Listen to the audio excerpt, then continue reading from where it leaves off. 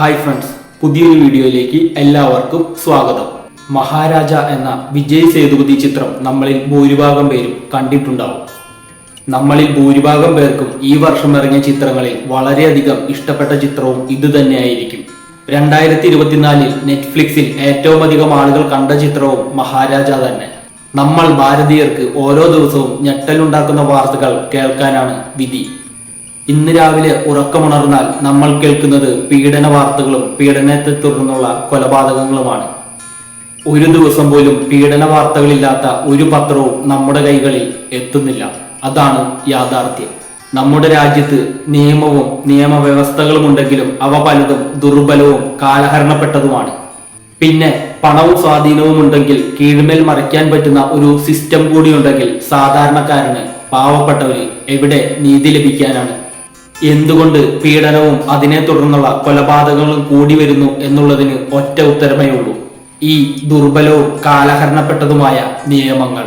പണവും സ്വാധീനവും ഉണ്ടെങ്കിൽ അട്ടിമറിക്കാൻ പറ്റുന്ന ഈ നിയമവും വ്യവസ്ഥകളും.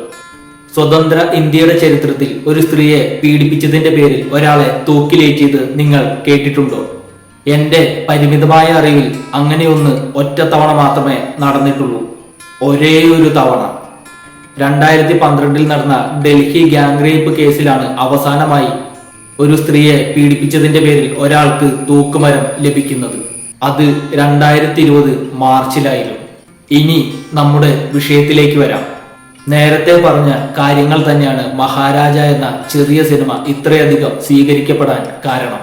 നമ്മളിൽ ഭൂരിഭാഗം പേരും ഒരു റേപ്പിസ്റ്റിനെ എങ്ങനെ കൈകാര്യം ചെയ്യണം എന്ന് നമ്മുടെ മനസ്സുകൊണ്ട് ആഗ്രഹിക്കുന്നുവോ, അത് ആ സിനിമാ പ്രവർത്തകർ വിഷ്വലൈസ് ചെയ്ത് നമ്മളുടെ മുന്നിൽ കാണിച്ചു തന്നു. അത് തന്നെയാണ് ആ ചിത്രത്തിന്റെ വിജയത്തിന്റെ രഹസ്യം. അത് തന്നെയാണ് ആ ചിത്രം ഇത്രയധികം സ്വീകരിക്കപ്പെടാനുള്ള കാരണവും.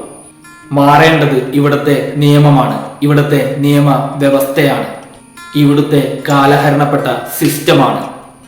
അതുപോലെ തന്നെ മാറേണ്ടത് നമ്മൾ ഓരോരുത്തരുമാണ്. ചിന്തിക്കുക. ശുഭദിനം.